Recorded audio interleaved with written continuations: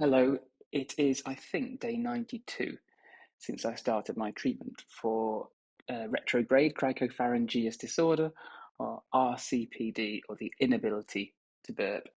And it is just over a week since my second round of treatment, in which I got 100 milligrams of Botox injected into my cricopharyngeus muscle in my throat. Um, and it's been a week. I tell you, it's been a week. It's been a week of highs.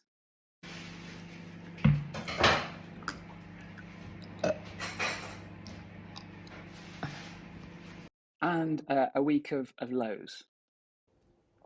I've never been so frightened in my life as I just was. So I want to talk a little bit about both those aspects. Um, the highs, first of all. This is definitely working for me compared to last time. I have had quite a lot of ability of releasing gas through burping.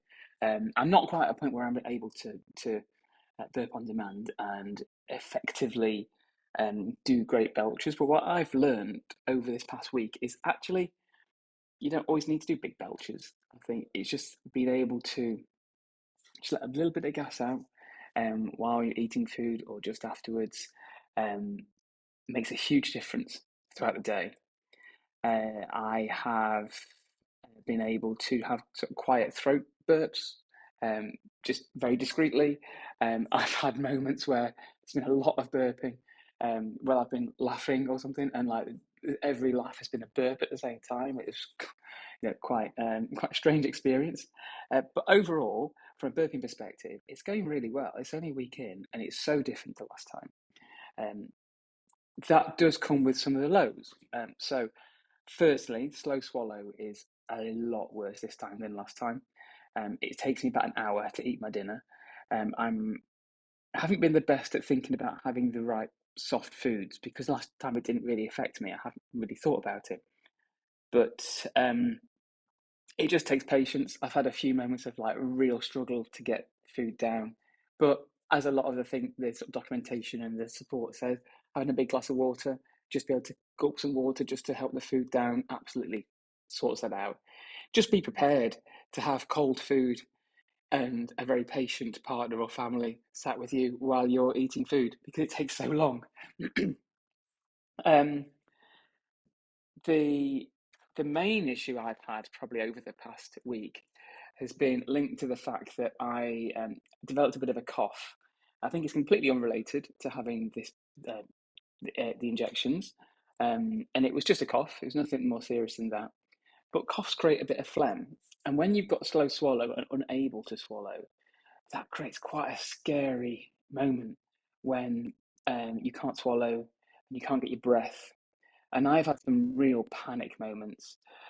I've got a little clip of a video that I took of myself after I'd had a really scary moment. I'll play a little bit of that.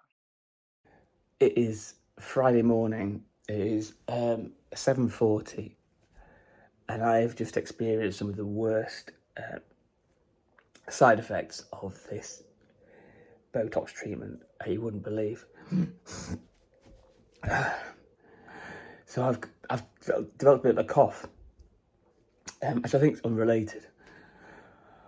But the combination of a cough that generates a bit of phlegm and slow swallow is frightening because I've just had a couple of coughs and I just could not swallow and I couldn't breathe. My eyes streaming, not because I'm upset. Well, it's a bit upsetting, but more because I couldn't breathe. I could not get my breath. Something to be aware of that this can happen, but oh my God. I've never been so frightened in my life as I just was. So it's quite hard to watch actually that because I was really genuinely frightened and I had a few moments like that of real fear. It feels like it's just a perfect storm of a cough plus having these injections, but something to be aware of if you have got a bit of a cough, really think about it because it is really quite scary. Um, I was trying to think about what advice to give if you'd get this moment where you get in a coughing fit and then unable to breathe. And my advice really was going to be like, just take short, shallow breaths and just try and relax and let it work through, and it will ease. But as I was thinking about that evening, a few days ago, I had another coughing fit, and that advice didn't help me. It was just I was on the floor in the living room, just like in this sort of frozen sort of panic of I can't get my breath. It did pass. Clearly, I was getting some breath, but it's a horrible feeling. I can't sort of deny that.